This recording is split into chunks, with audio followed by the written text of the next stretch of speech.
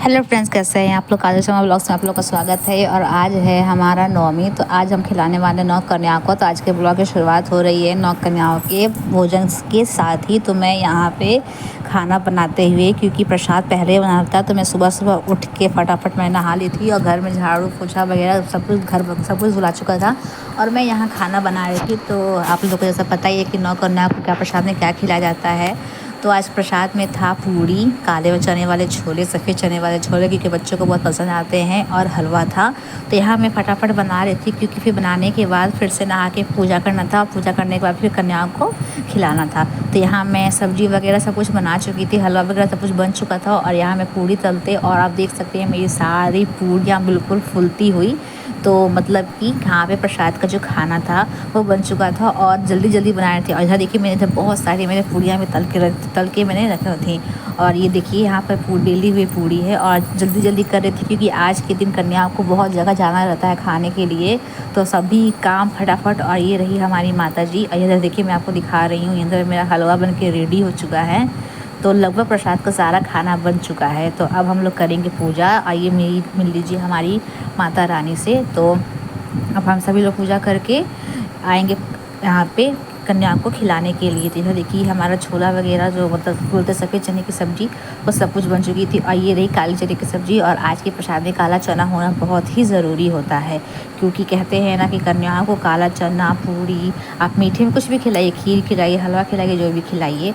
ये हम लोग फूल तोड़ के पहले रख चुके थे। यहाँ पर सारा पूजा का सब कुछ तैयारी हो चुका था और माता रानी का अब हम लोग पूजा करेंगे। तो हम लोग फटाफट खाना बनाने के बाद नहाने वाले थे पूजा करने के लिए। एक बार सुबह नहा चुके थे, क्योंकि नहा के प्रसाद बनता है। तो लगभग हमारा प्रसाद है जो बन के रेडी हो चुका था। तो अब फटाफट मैं तो अब हम यहाँ पे नहा के आ चुके थे और यहाँ पे अभी पूजा शुरू हो चुका था। तो सबसे पहले मैं पूजा कर रही थी। यहाँ पे मैं माता रानी को भोग लगा रही थी। भोग में नारियल, केला, फल, मिठाई, जो भी आप चाहे लगाना उस समय लगा रही थी। तो इधर मैं देखिए, और यहाँ पे मैंने थाल सजा के रखा था साइड में कि माँ को भोग लगेगा, क्योंकि पहले प्रसाद माँ को भोग लगता है, उसके बाद फिर कन्याएँ खाती हैं।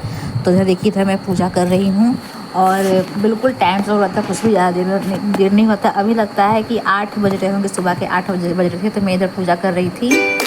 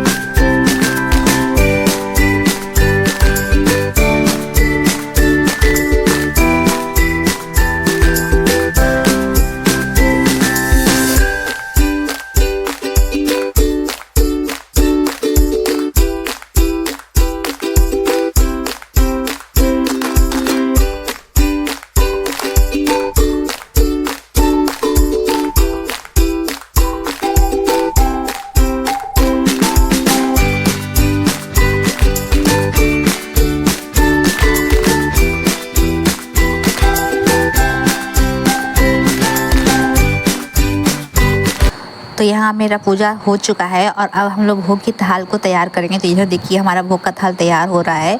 तो ये रही काले चने की सब्जी की है सफ़ेद चना, क्योंकि बच्चों को अधिकतर सफ़ेद चना ही पसंद आता है, तो मैंने दोनों ही बनाया। तो इधर देखिए मैं जोड़ा जोड़ा जो पूड़ी होता है, क्योंकि जोड़ा में ही पूड़ी निकलता है, तो 9 जगह इस तरीके से करके मैं पूड़ी निकालूंगी। पूड़ी के ऊपर हलवा रख के और मैंने कटोरों में जो भी मैंने सब्जी वगैरह बनाई थी मैंने सब कुछ रख लिया है, और उसके ऊपर एक एक मिठाई भी रखाएगा, क्योंकि भोग इसी तरह ही माँ को लगता है। मतलब हम लोग तो ऐसे लगाते हैं, आप लोग कैसे लगाते हैं आप लोग प्लीज़ मुझे कमेंट सेक्शन में जाकर ज़रूर बताइएगा।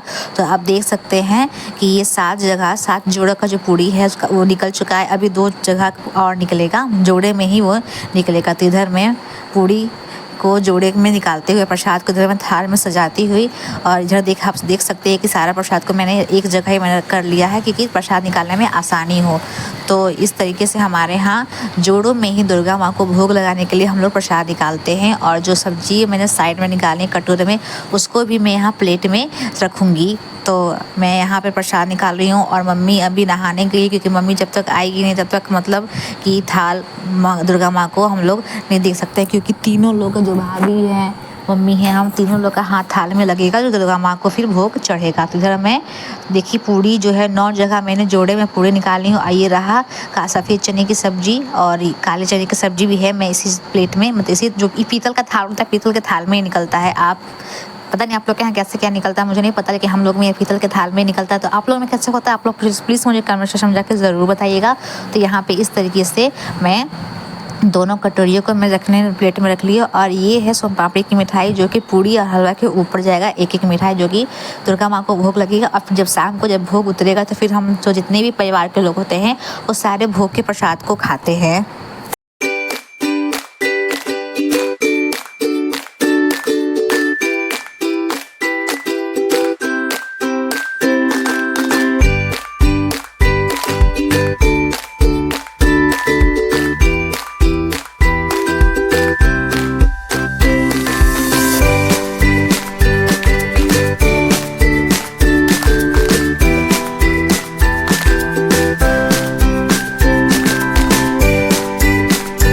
अब हमारा घर का जो पूजा होने के बाद देखिए इधर हमारी जो 9 कन्याएं थी वो 9 कन्याएं हमारे घर आ चुकी हैं। तो हम लोग इन 9 कन्याओं का पैर धुलाते हुए सब कुछ देखिए 9 कन्याओं से ज़्यादा ही पूरा मेरा बरामदा जो घर का बरामदा था पूरा मेरा घर का बरामदा भर चुका है। और आप देख सकते हैं कि हम लोग माताओं का आज जो कन्याएं हैं वह हमारे लिए माता है। वैसे कन्याएं हमेशा माता ही होती हैं, तो आज हमारे लिए माता का स्वरूप है। तो अब हम लोग इनका चरण स्पर्श कर रहे हैं, चरणों को अच्छे से धो रहे हैं, क्योंकि 9 कन्या को खिलाने से पहले उनके पैरों को अच्छे से धोया जाता है। तो इस तरीके से हम लोग सब कुछ करके पहले 9 कन्या को अच्छी तरीके से खिलाएंगे। खाना जो भी प्रसाद बनाए हैं वो प्रसाद इन लोग अच्छे से ग्रहण करवाएंगे।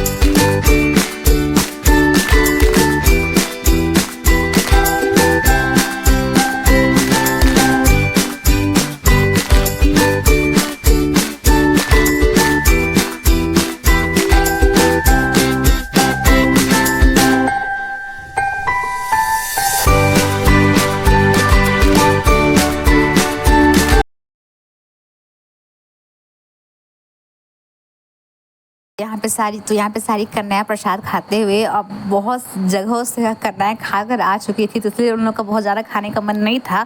तो मैंने बोला कि जो भी खाना है आप लोग को थोड़ा ही खाना, जो भी खाना लेकिन खाइए। जिधर मैं लोगों को पूरी देते हुए, तो सारी माताओं को मैं पूरी देती हुई, और इतने प्यारे प्यारे बच्चे थे, मतलब मैं क्या बताऊँ, मुझे देख के बहुत ही अच्छा लगा। जब मैं इन लोगों को पैसा दे रही थी, मिठाई दे रही थी, तो मिठाई तो दे रही थी लेकिन पैसा लेके लोग बहुत ज़्यादा खुश हो जा रहे थे। तो आज का ब्लॉग काफी लंबा हो रहा है, तो आप लोग एडजस्ट कर दीजिएगा, क्योंकि आज कन्या पूजन का ब्लॉग है, तो